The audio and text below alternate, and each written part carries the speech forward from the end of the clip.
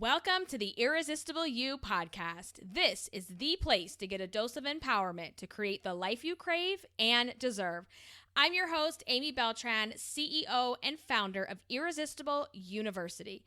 Through my podcast and signature online coaching program, I teach women just like you how to ditch the body image issues, gain confidence, and lose the emotional weight to look and feel irresistible at any size.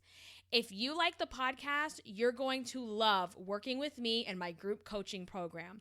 If you would like to learn more about it, including the investment, see what's included, get real client testimonials, and to sign up and enroll, please head over to irresistibleicing.com/course. That link is also in the show notes. All right, everybody, welcome to episode 167. The topic today is about how to know where to make changes to your diet. I have a methodology that I'm going to share with you guys, and this is a continuation from episode 166.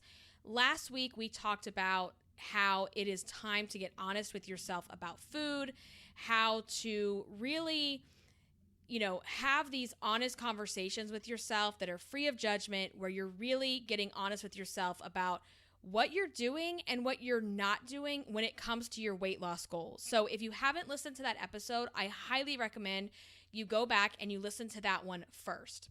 All right, so let's get started here. All right, so first and foremost, let me just get this out of the way and say it.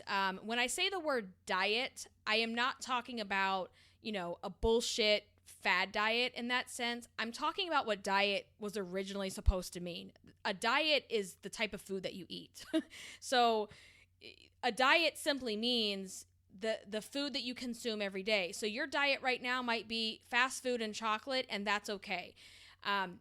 Just know when I say making changes to your diet, we're not talking about going and changing and finding the latest, greatest fad diet, because that goes against all of my beliefs. It goes against everything that I teach. So just wanted to put that out there and get it out of the way. All right, so how did it go? For those of you that have listened to the prior episode, did you do your homework? Have you done your work? In that last episode, I tasked you with writing down what it is you're eating. We did not talk about planning what you're eating. We did no type of meal prep, meal planning. That was not part of the work. We talked about simply continuing what you're doing right now without making a bunch of changes and just writing down what you're eating. And just to quickly recap that, the reason for that is we need to be able to see the data. We need to be able to see and be honest what we're consuming. Because when you do not write it down, you create a story in your head. I'm doing everything right. I don't know why I'm not losing weight. I've been following my plan and I'm not losing weight. I've been staying in my points range. I've been staying in my calorie range, whatever it is that you're doing, for those of you that do different things. And you create this story that you're doing everything right and you must just be this massive, failure. You can't do it. You'll never lose weight. And you create this story.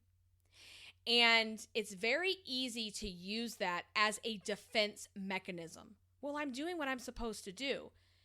And I always come back and I say, but are you? Are you really being honest with yourself about that? Because if you're not focused and you're zoning out and you're zombie eating and all those things, you don't necessarily know because you don't have the data. And if you don't have the data, you can't analyze and you can't make changes. So that is the point and the objective of having you write everything down. And the whole point of that as well is to do it without the inner fat bitch judgment. You're not going to write your food down and go, oh my God, I can't believe I ate fast food twice and I had this chocolate and this piece of cake and oh my God, no wonder you're so fat. That is not part of the assignment, okay? Part of that assignment, another thing it's setting you up to do is to learn how to stop judging yourself and your choices. So if you haven't done it, that's okay. Today is your day to start. Whenever you're hearing this, whatever day it is, not tomorrow, not next week, not next month. You start today, and all you need is paper and a pen, or bring out the notes on your phone. You can do it either way. It does not matter. What matters is that you do it, okay? And I participated as well because I've been feeling a little off track, so to speak. And it really creates a level of self-awareness when you start writing down your food, okay? Because again, that pretending like you don't know what's going on, living in denial about what you're really consuming and what you're really doing with food, that is a form of self-sabotage. That is a form of like being in defense to try to keep yourself in this pattern that is miserable, but also familiar, okay? So we're going to take this data and we're going to look at it judgment-free. We're going to look at it objectively, and we're going to decide, what do I do with this from here on out? Now that I have this information, and you don't have to do this over a week, you guys. You can literally do this for one day. You can do it for a day and really start to see, okay, where do I go from here? I think a week is a good gauge, especially when you need to get back on track. You know you're not doing things that are making you feel good. But if you're just now listening to this, do it for a day or two, and then you still have information to pull, okay? And there's something that I have done for years, forever in business. And every time there's a big project or a big launch or, some type of initiative like that, we'll have meetings to talk about how things went. Because no matter what you're doing, even when you knock it out of the park, there's always lessons to be learned.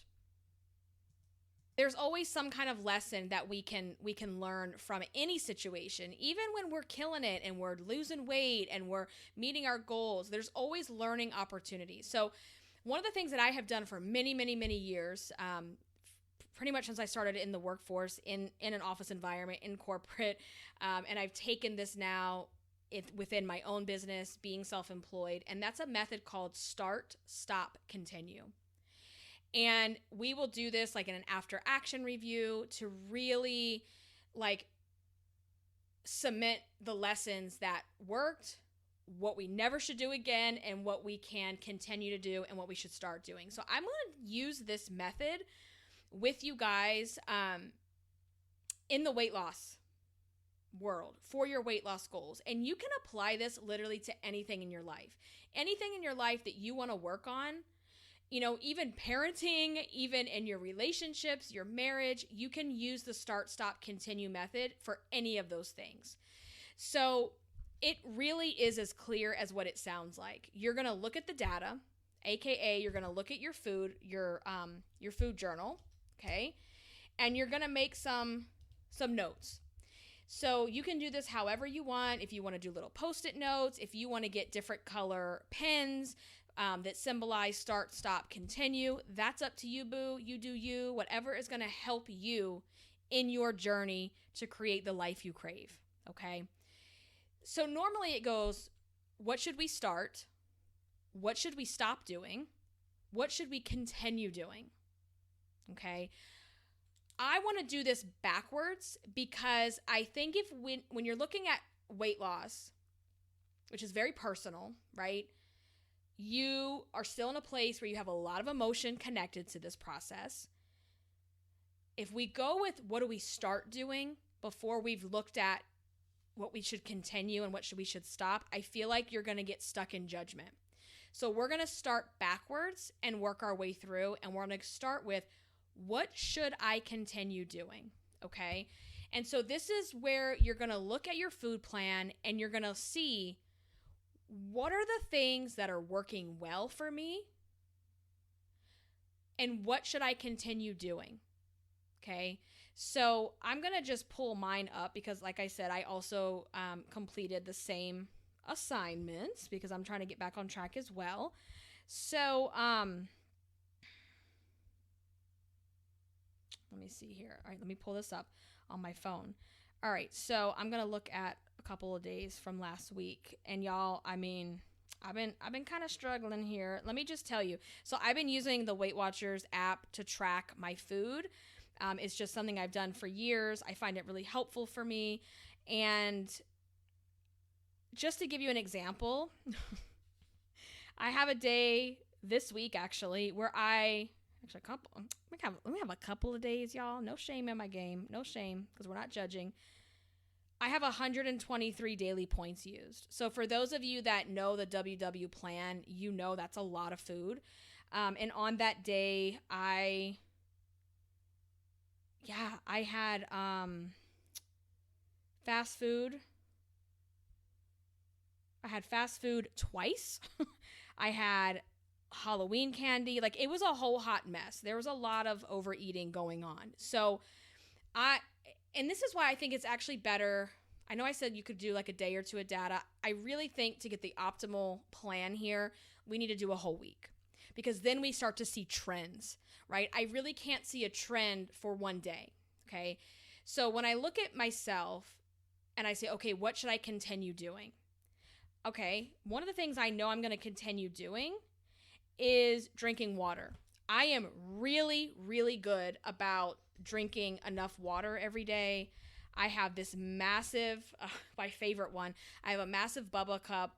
They're my favorite. It keeps my drinks cold. I literally can keep this thing in my truck for like a day, like overnight, all day long, and my drink is still cold. It's crazy to me. So I know that I have a really good habit of drinking water. If I don't drink my water, I feel sick, I feel sluggish, I feel bloated, and I was not someone who drank water. I know that sounds absolutely insane. Like, who doesn't drink water? Like, what? You're human. You need water. My entire life until I was in my early 20s, I am now 41, I never drank water. I had the excuse that it was gross, it makes me gag, it has no taste. And then I started learning how to drink water. And I learned how to drink water by first getting carbonated water, because I was such a soda drinker. I went from being nothing but Coke to a Diet Pepsi girl, and that's all I will drink now as far as soda. So I needed something carbonated. So I would drink these Walmart brand carbonated waters. They were like strawberry flavored. And then I was able to drink regular water. And now, guys, if I don't have my ice cold water, like I cannot survive. It's like, it's part of my routine. I don't even think about it. It's an automatic process. And that is what we want to get to with so many of our habits around food. So when it comes to continuing, I'm going to continue drinking my water at least 100 ounces a day. Okay. So the cup that I have right now, it's a 32 ounce cup. If I fill that bad boy up like at least 3 times a day, I know I'm getting in enough water, okay? Another thing I'm going to continue doing, and now I've been doing this for over 20 years, is drinking Diet Pepsi. I'm not a big coffee drinker. I am not someone who has to wake up and have coffee. I will go to Starbucks once in a while, but I am not a coffee drinker. I do love my Diet Pepsi. I need my caffeine. I'm going to continue doing that. That is something that works for me. It's something I enjoy, and I'm going to continue doing it, okay? And based on last week, this is okay.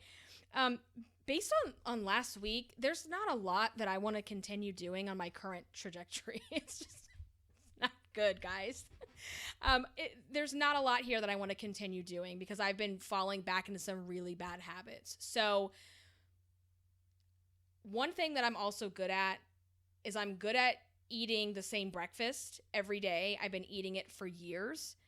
And I actually have kind of fell off of that for the past couple of months. And so instead of eating my normal like egg beaters and avocado, I've been eating the Jimmy Dean like turkey sausage croissants. They're a little bit higher in points, but they're delicious and it saves me a lot of time in the morning. And for right now, based on my lifestyle and where things are in my life and the time that I have or the time that I don't have, that's something that I'm going to probably continue doing at least for a little while longer. So those are some of my continue. So I think you're starting to see what I'm talking about is looking for opportunities. of the things that you know they work really, really well. Okay. And again, you could do this for anything. We're specifically talking around your food, your diet. Okay. So the second thing is, what should I stop doing? When we talk about the things we should stop doing, these are the items or the things that are not working for you.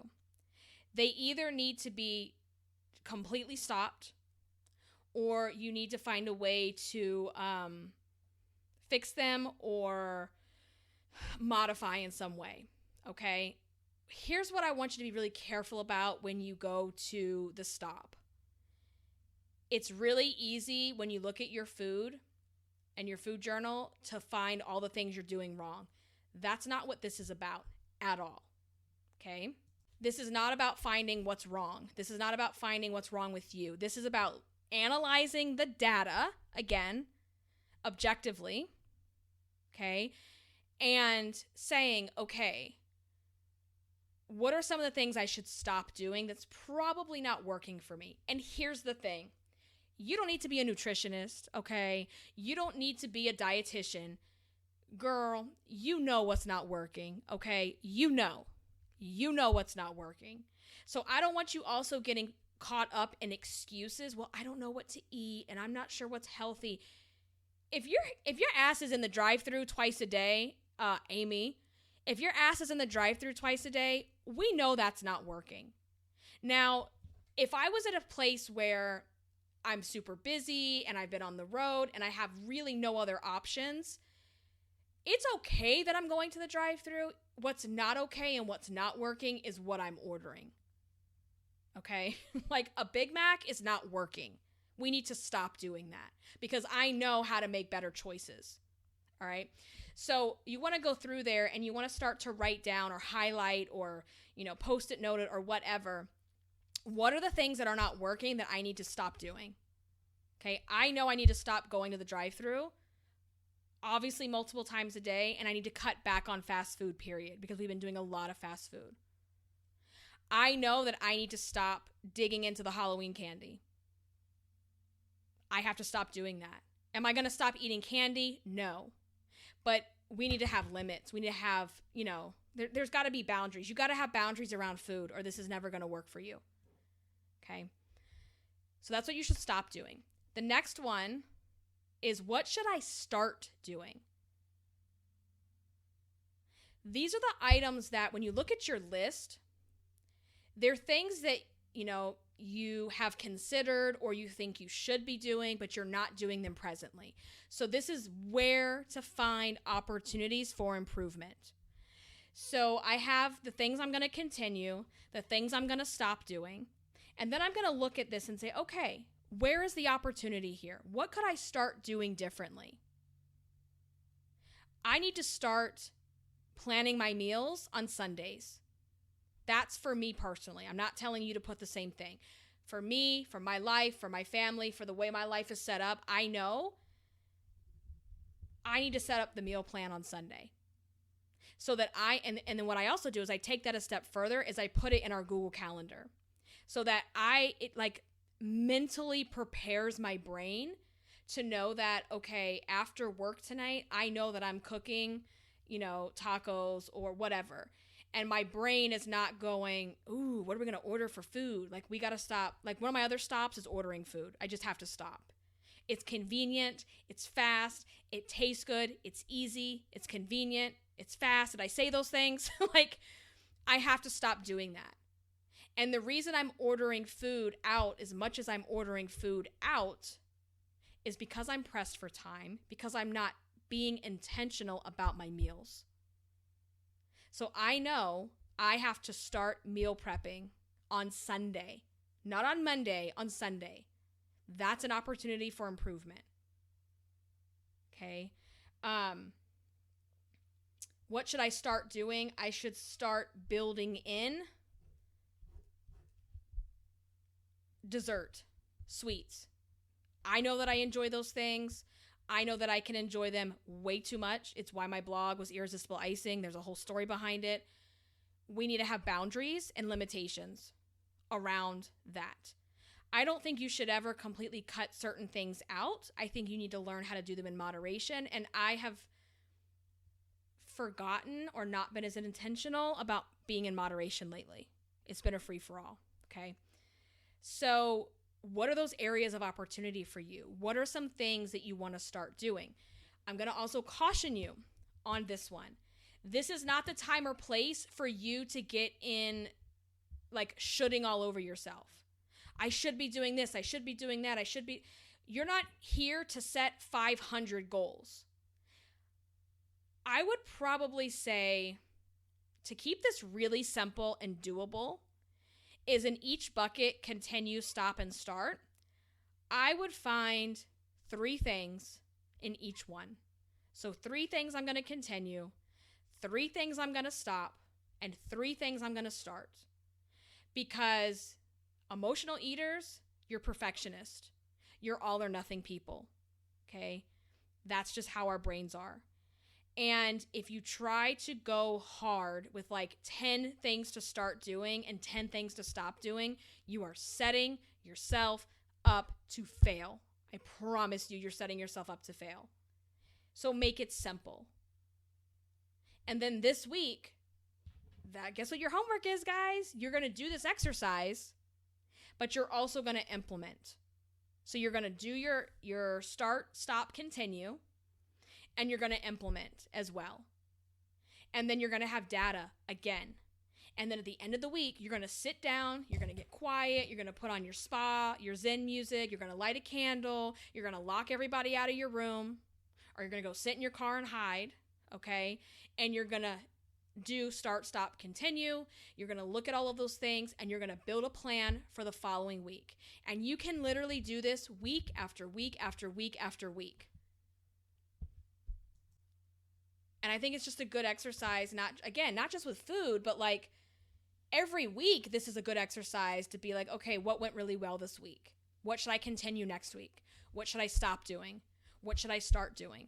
It's just so simple, but effective and powerful, and it's going to help you just get to where you want to be without looking at, oh my God, I have 100 pounds to lose. Oh my God, I'm never going to be able to do it. Oh my God, I'm doing everything right, but nothing's happening. That is a lie. That is a story that you are creating for yourself. Because if you were truly, and here's the thing, if you were truly doing everything in your power to reach your weight loss goals, something would be happening. And if you really are doing everything, then that's the time to schedule an appointment with your doctor. I mean, seriously, right? That's a whole nother discussion, a whole nother topic for another day. But for the majority of you listening, you're not being honest with yourselves. You want to pretend that you're doing everything right and just sweep everything under the rug. Oh, well, that fun-size Snickers, that doesn't really count. And oh, I ate some of my kids' Happy Meal. Wow, that doesn't count. And next thing you know, it does count. Okay? So I want to know how this is going. I want you guys to implement this. Again, it's a simple sheet of paper.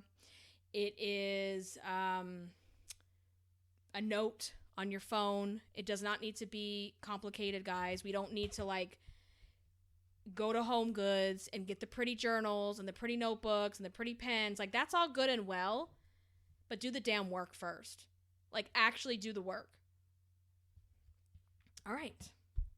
And I think as you get accustomed to this process and you learn how to do things without the inner fat bitch judgment and you learn how to become more self-aware, as time goes on, you will do it start, stop, continue, because the reason I don't want you doing that now is I don't believe you're ready for that. I think it's much easier to look at, what do I continue? What do I stop? And now what do I start? Okay. 3 things in each bucket, guys. That's it. If you want to share this with me, you can share it over on Instagram at Irresistible Icing. You can tag me. You can DM me over there. You can share it inside the Facebook group. And I would love to know how you're doing and how this is working for you. Next week, we will have another episode. I am really, really looking forward to that. We're going to be talking about what would you change or what would change if you lost the weight. what would change in your life if you lost weight and what you can actually start doing now, no matter what weight you are. Okay, so we're going to talk about that. If this episode has been helpful, if my podcast is helpful to you guys in any sort of way, I would love to hear that feedback. And the best way to give that feedback is by leaving a rating and review over on Apple Podcast.